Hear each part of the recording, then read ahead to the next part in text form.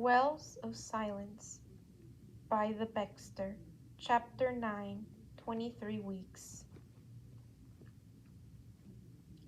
Anakin was not accustomed to seeing the council chamber so empty. In fact, the only master physically present was Shakti.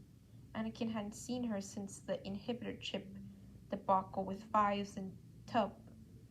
That had been a few weeks after Megiddo. An awkward silence hung between the two while they waited for the session to begin. The Togruta master had only just arrived on Coruscant this morning. She briefly met with Yoda before he had to board his own transport. She had only had a couple hours to process the news that Anakin was pregnant. Given the circumstances, Anakin did her best to tolerate Shakti's stare. In turn, she studied the master's injuries. Her left leg was heavily bandaged, thanks to a sizable piece of shrapnel. She was confined to a hover chair and unable to walk. Anakin guessed she would be stuck at the temple for at least a month while she healed, perhaps longer for rehabilitation. Just as Anakin could no longer stand the placid, unbroken stare of Shakti, the tension in the room was broken by a hologram shimmering to life. Obi-Wan appeared in his seat next to Anakin, and right on cue, several other seats around the council chambers filled. The council meeting began as it always did. Anakin listened intently to the business at hand, studying the other masters, keeping tabs on the war and waiting her turn. She knew by now that her input was not wanted on council matters. Not unless they had to do with her assignment. It was annoying, to say the least. She had so much to offer to the council, but her butting in was not welcomed or tolerated. She would have to hold her tongue and wait her turn. It took over half an hour before the council turned to her. "Skywalker, what news do you bring from the Chancellor?" Mace Windu asked. Anakin straightened in her seat, conscious of the eyes on her. "Gerrel has reached out to the Senate, showing interest in joining the Republic. They have extended an invitation for negotiations. The Chancellor believes that they could become a valuable ally and outpost in the Outer Rim." Anakin watched as several of the masters nodded in agreement. Gerrel had always been a stubbornly neutral planet, outside of Hutt control, never part of the Republic, and distrustful of the Separatists. They had managed quite well up until the war. Many neutral systems had suffered in the war, with trade routes in chaos and vital shipments getting lost, pirated, or blown up along the way. The systems had been forced to pick sides or starve. Unfortunately for the Republic, the Separatists seemed to get the majority of the neutrals. When one reached out to the Republic first, they had to be accommodated as swiftly as possible.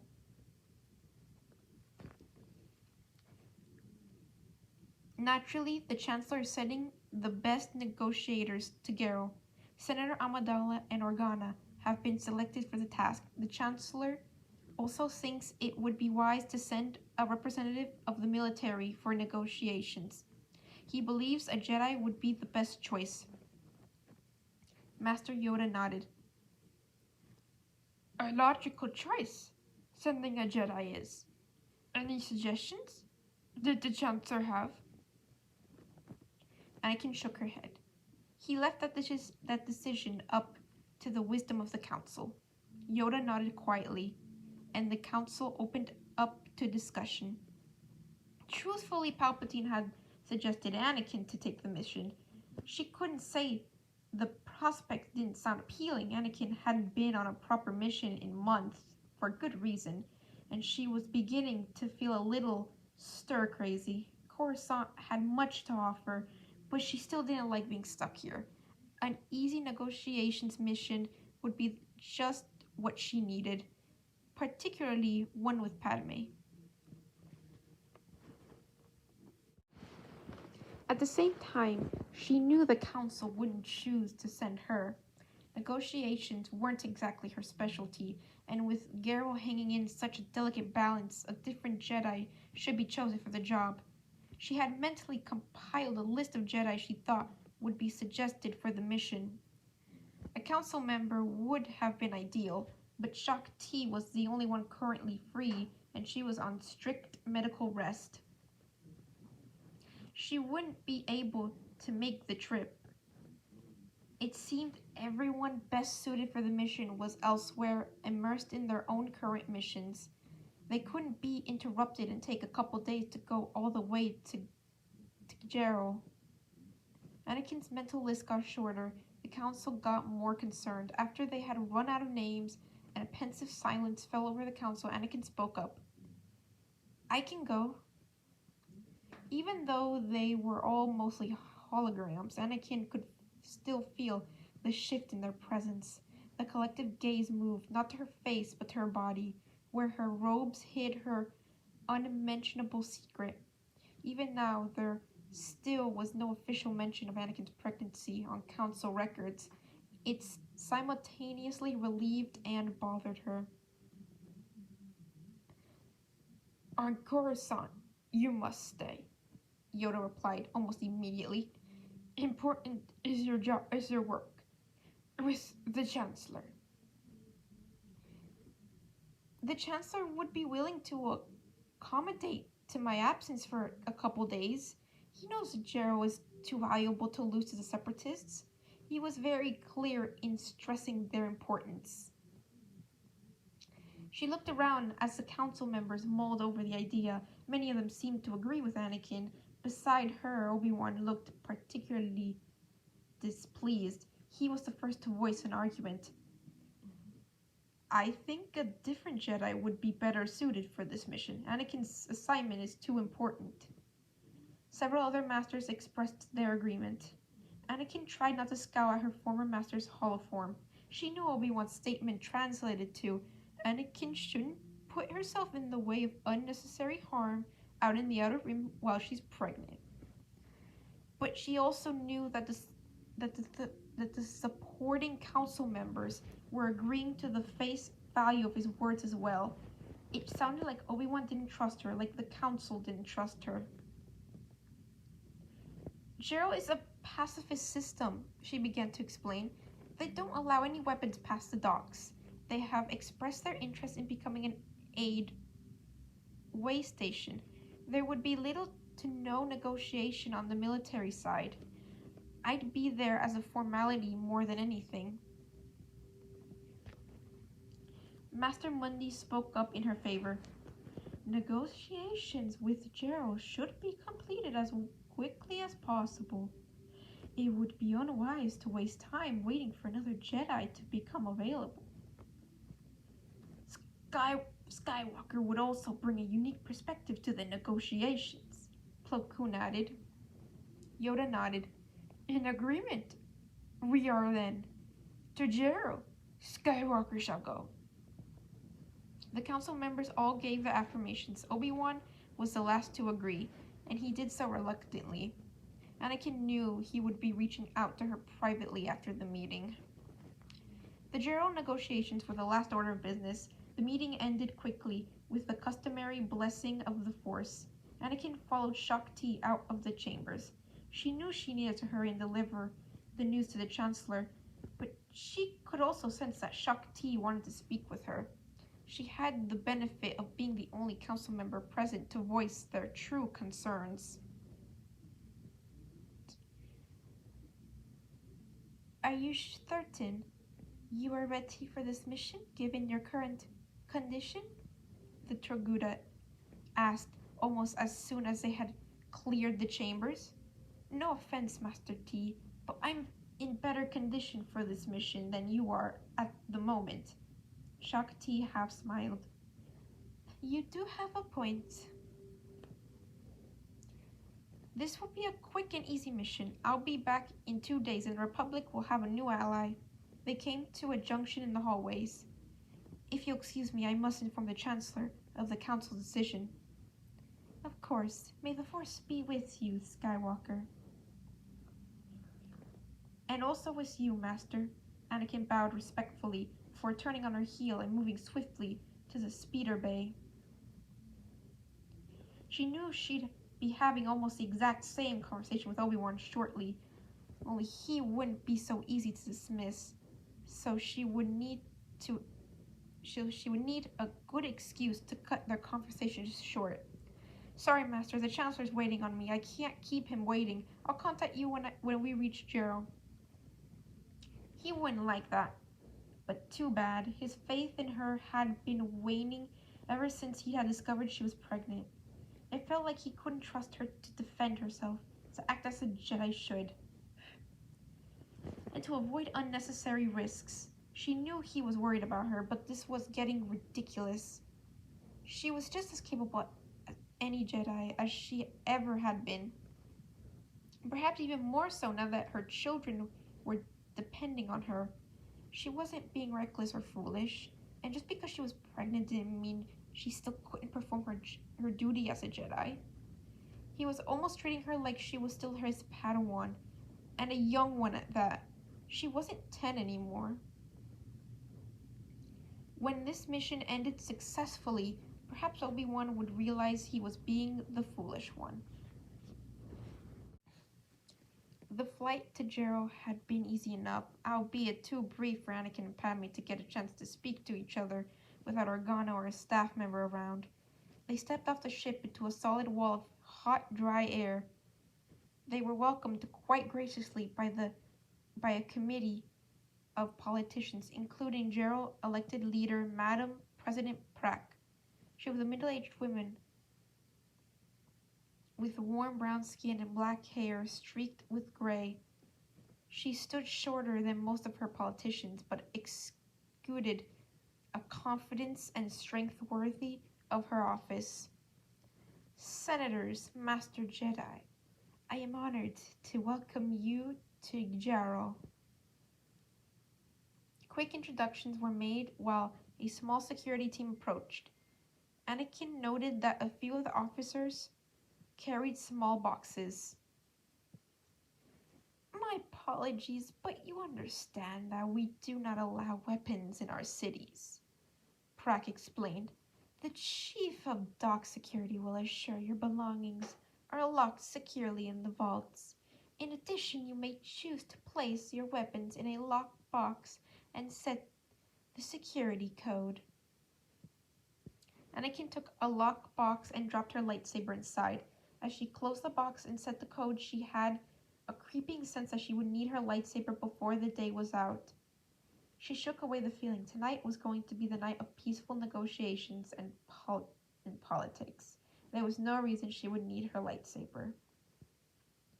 The entourage followed the dock security back to the office, and Anakin watched them lock away their weapons.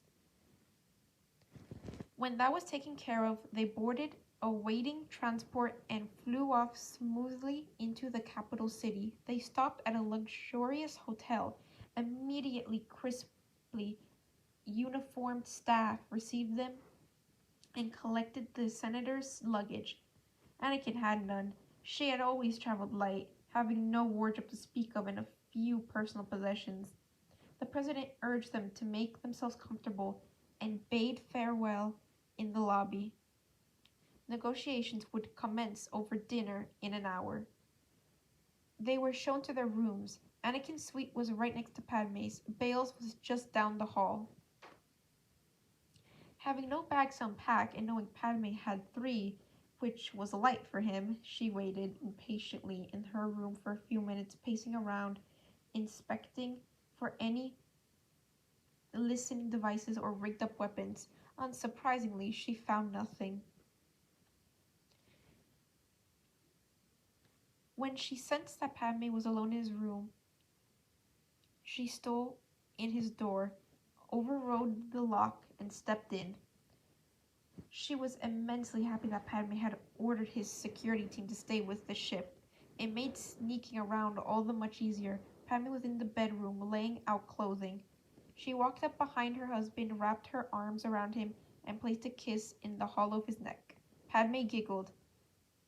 Annie, stop that. I have to unpack. Anakin continued her pursuits, moving to nibble on his ear.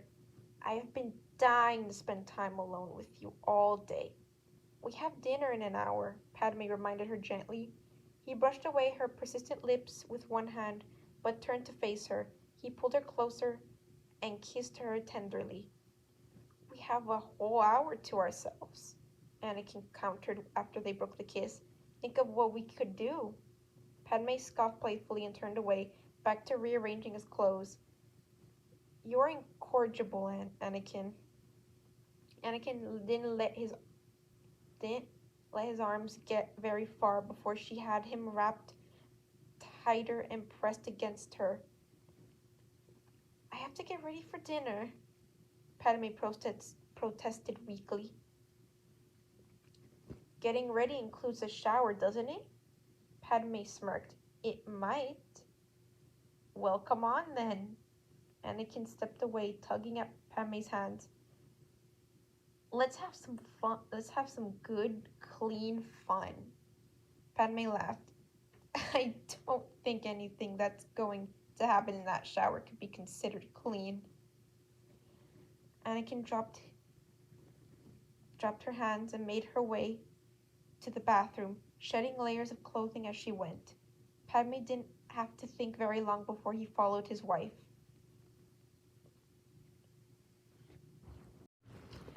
Anakin was quite content to sit and listen to Padme talk. She had done her part, laying out what could be expected from the military if Gerald joined the Republic. Very little, seeing as they wanted to remain pacifist. Now it came to politics, which Padme and Bail had covered. She might even dare to relax enough to actually enjoy a meal. Everyone seemed at ease.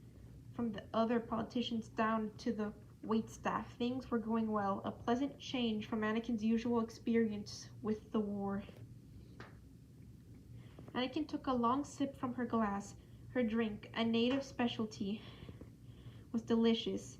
It was light, sweet, but not overpowering, ever so slightly spiced, and incredibly refreshing.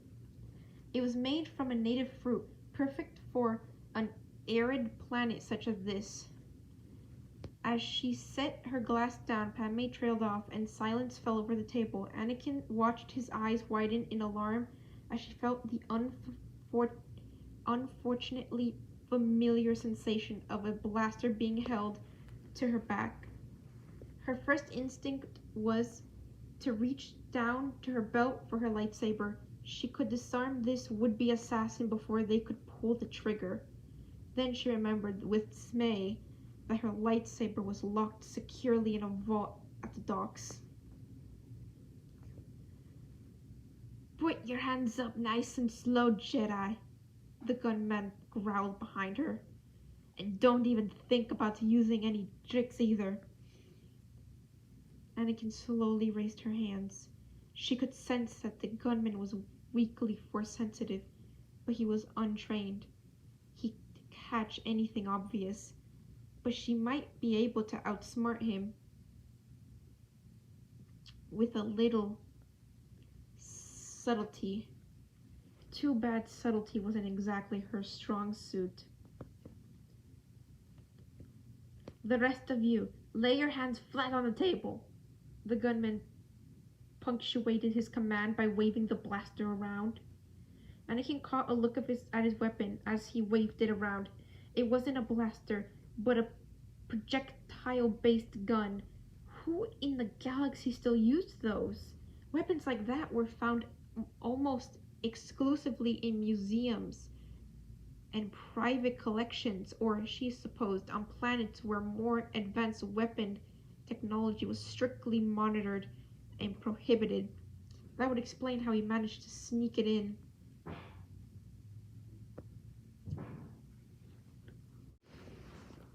The gunman was dead calm.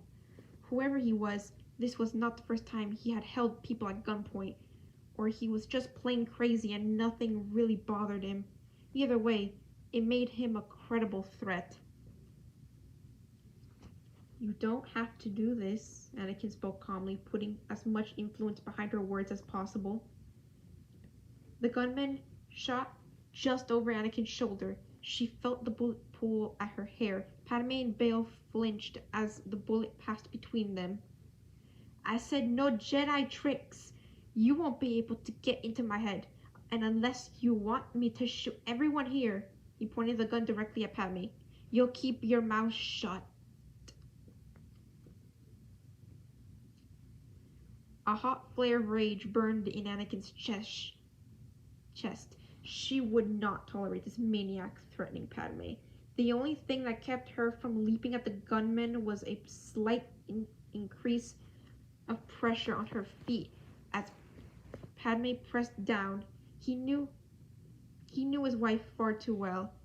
They met eyes briefly. Anakin could practically hear him thinking, "Don't do it, Annie. It's not worth it."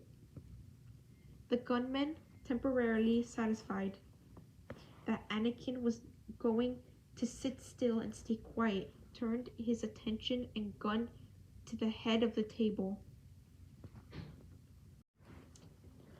Madam President, I represent a group of concerned citizens. We are strongly opposed to your unsupported decision to ally our peaceful home with the warmongering dogs of the Republic. Your citizen group has made their concerns clear, President Prax stated coolly, glaring daggers at the gunman. We will not tolerate nor give voice to terrorists. You won't give voice to your own citizens, but you invite these Republic dogs into our home so they can spread their warrior, the gunman spat back. The Republic is not spreading war, Padme spoke up, trying to reason with the gunman. They fight to bring peace and safety to the galaxy, to stop the That's enough out of you. The gun faced Padme again. Don't think I don't know who you are, Senator Amidala. You're infamous among the neutral systems. You come in first promising that systems will only be used as aid stations, waypoints for food and medical supplies to assist the war-torn systems. By the time the Republic has arrived, you've turned an aid station into a military outpost. How many peaceful systems have you personally opened up to war? Anakin felt a wave of distrust spread through the politicians in the room. She knew it wasn't true. Many systems that struck up agreement with the Republic were able to maintain their pacifism and neutrality. Those that chose to allow the army in did so on their own volition.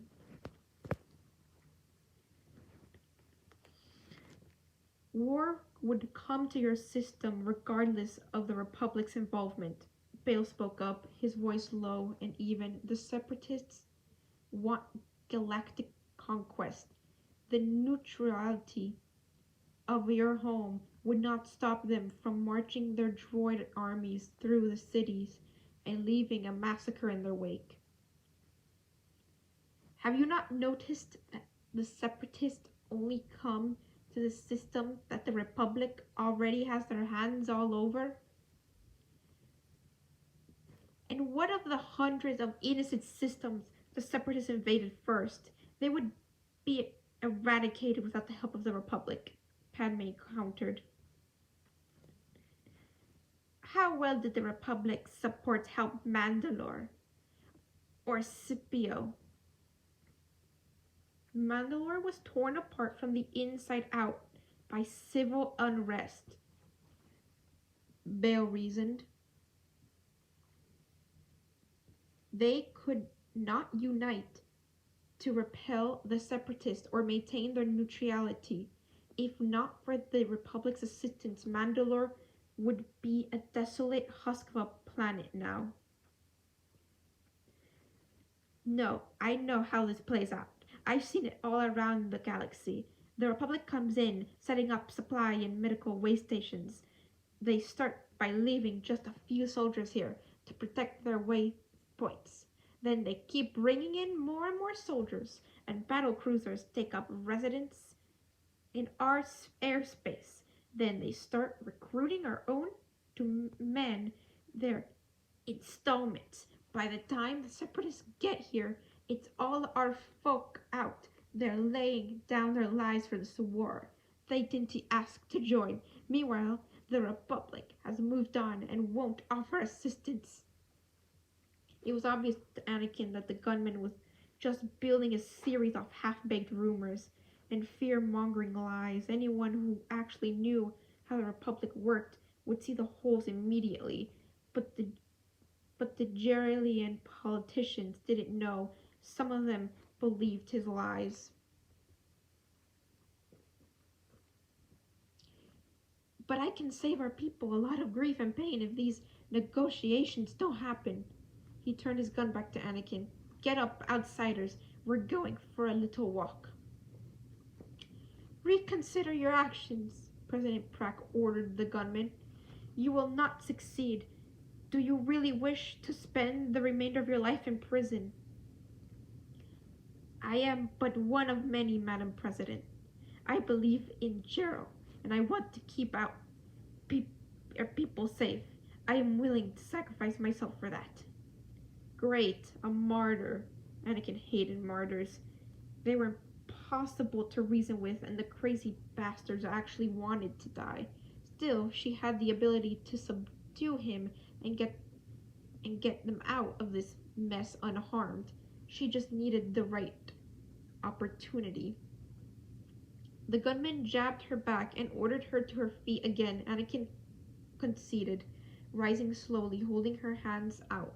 Padme and Bail followed her lead. She shared an almost imperceptible nod with her husband. Padme knew she was in charge here. They just had to play out the game until the opportune moment.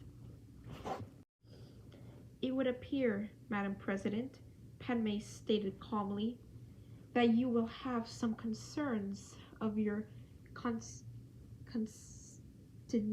constituents that must be addressed. We are willing to pause negotiations so these matters can be settled. Enough talk! The gunman pushed them off towards a service door. It would cut through the kitchens, and from there they could easily lose tailing security in the maze of service corridors.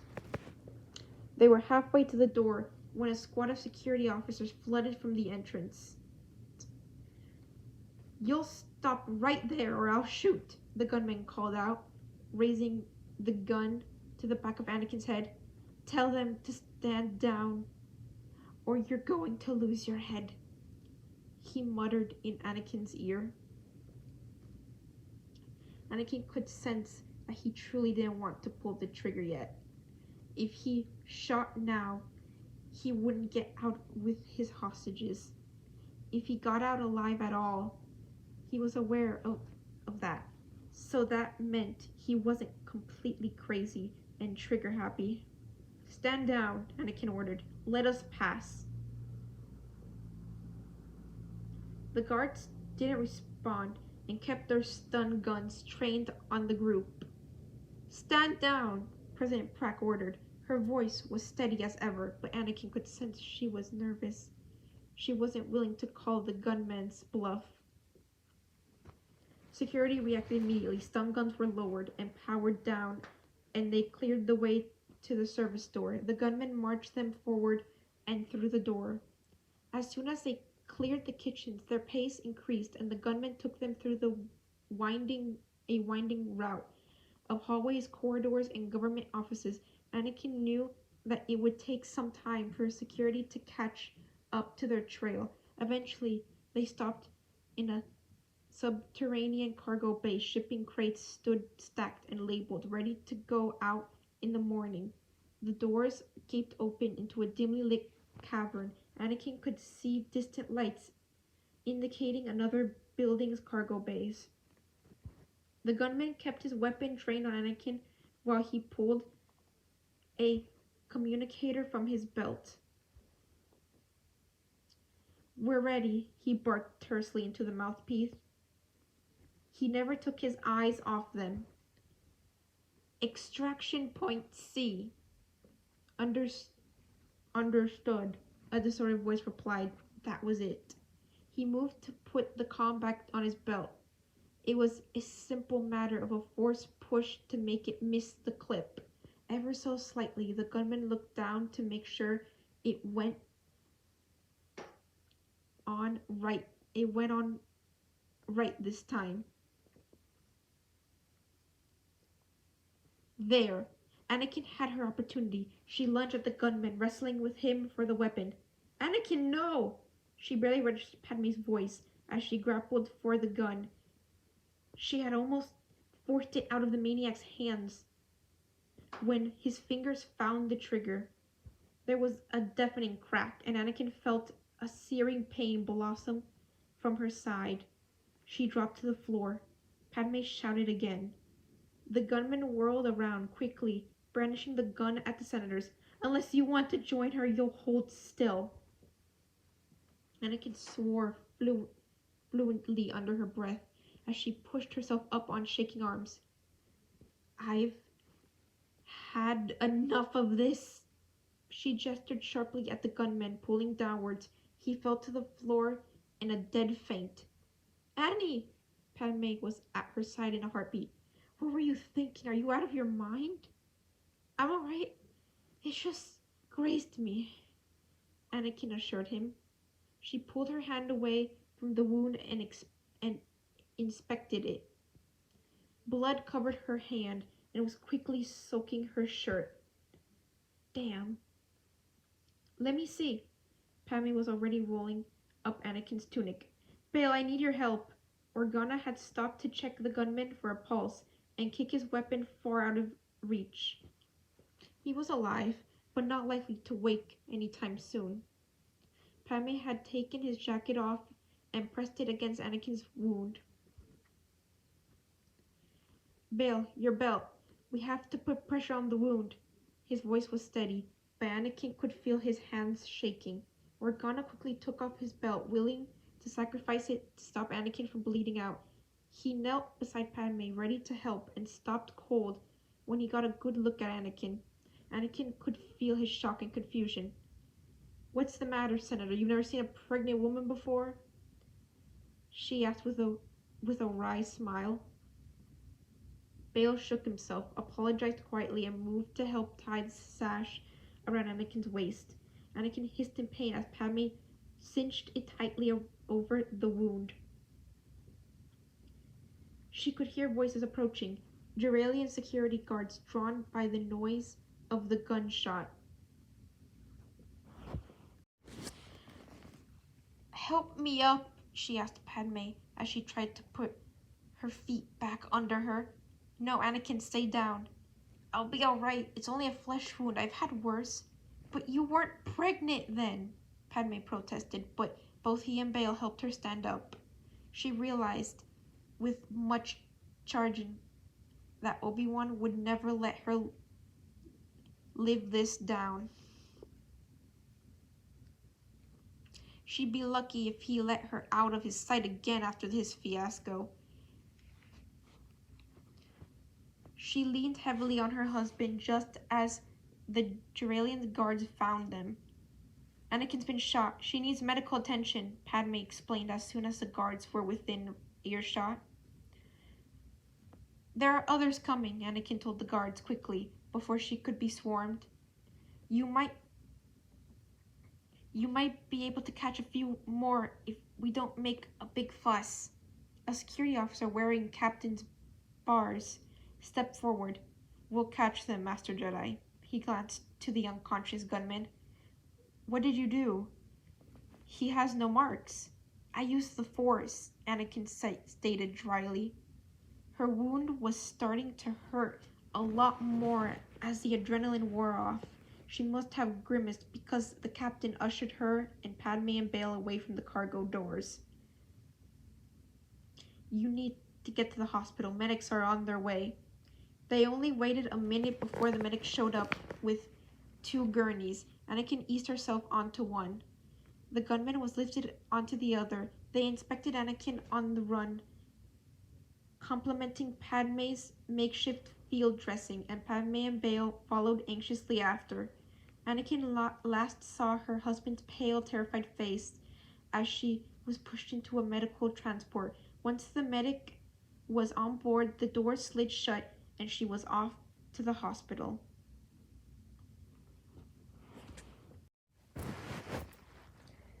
Padme was shaking, a quiet, fearful trembling.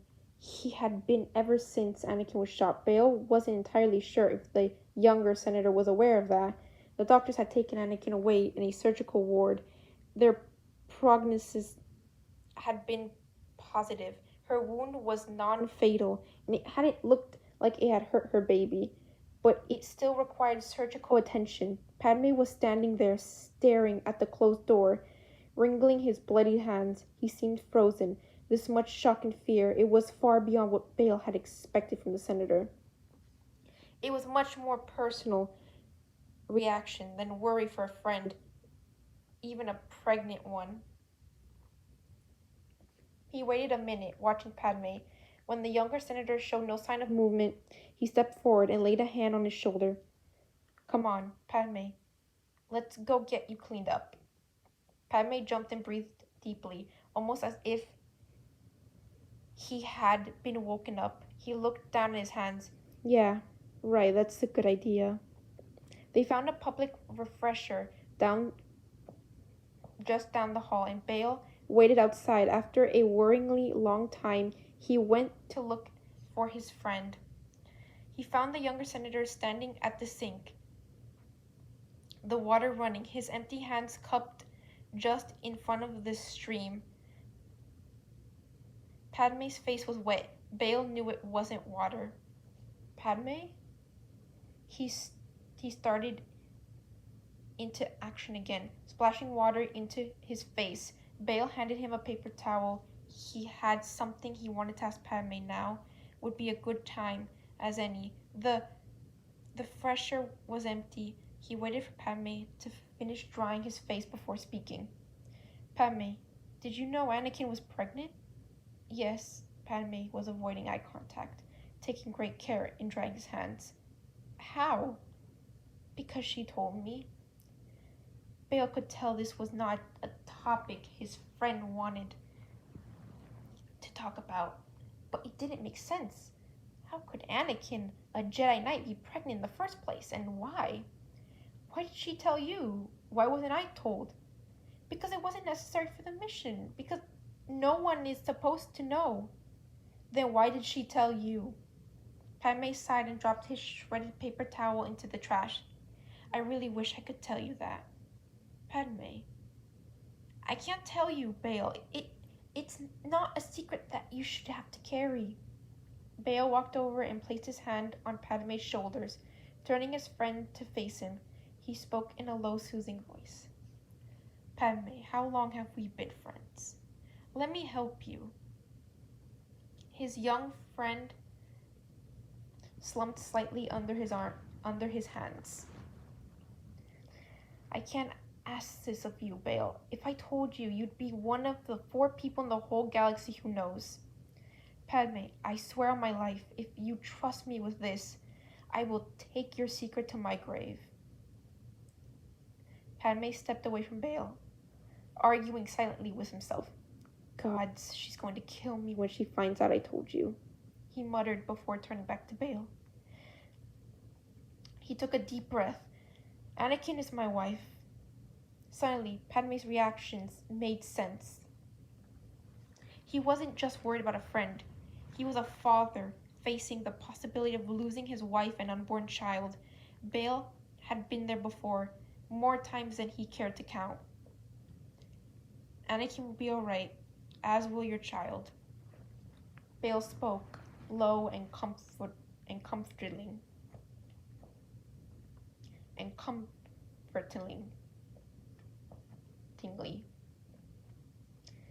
"Children, actually," Padme muttered. He wilted a little more as he realized he'd said more than intended. Then the words began flooding out, a long pent-up confession. She's carrying twins, a boy and a girl, our son and daughter, Luke and Leia. Padme paused again, catching his words. He breathed a weak laugh. That's the first time I've said their names. Anakin wanted me to name them and keep it a surprise. Bale smiled, only a little sadly. Then let me be the first to offer my congratulations to you, Padme. Fatherhood is a precious gift. Padme reflected his friend's sad smile. You know that more than anyone, Bale. Anakin and your children will be fine. I'm sure by now she's almost out of surgery. She'll be up and trying to end the war single-handedly in a matter of hours. Padme chuckled weakly. He was probably right. Anakin tried not to limp too stiffly down the ramp of the ship. She knew Obi-Wan and several other senators were waiting for them to join in on their report to the Chancellor on Jero. She had thought that after her surgery, the doctors would put her in a Bacta tank for a little while and send her on her way. It turns out that Bacta tanks aren't pregnancy safe. Not that it mattered. Jero was facing a shortage of medical supplies, including Bacta. Anakin refused their offered topical Bacta, knowing there was some on the ship. It was safe to use. It just worked a little slower than the tank. She managed to keep up her ruse through the entire report to Palpatine. It helped that Padme and Bale did all of the reporting, and they sort of glossed over the part with the gunman. No sense in mentioning Anakin was injured or pregnant in mixed company. She almost got away with not mentioning her injury at all. She, Obi-Wan, and Padme were walking through the halls, discussing the gunman in more detail before the Jedi returned to the temple for the report. A large group of senators and their aides approached them, and they stepped out of the way to let them pass. Someone, Anakin wasn't sure who, accidentally jabbed her elbow right into her wound in the jostle. She hissed and shoved the offending elbow away, trying to stop the pain tears that pricked in her eyes. Unfortunately, Obi-Wan took notice of Anakin pushing him away. What's wrong, Anakin? Nothing, she said quickly, dropping her hands away from her bandage. Anakin Skywalker, do not lie to me, Obi-Wan ordered, fixing her with a stern gaze. It's nothing to be concerned about, she insisted, looking to Padme for support. Her husband was looking away, being decidedly unhelpful. You should probably tell him, Anakin. Tell me what? It's really nothing serious. I'll be fine in a couple days. There won't even be a scar. It's just a small flesh wound from when I was shot. Anakin muttered the last part quickly and quietly. Obi-Wan took a second to respond, trying to decipher Anakin's mumblings. Anakin counted down her last moments of anything resembling freedom, because once Obi-Wan knew she had been semi-seriously injured, he would never let her out of his sight again. Her former master's face reddened when it finally clicked.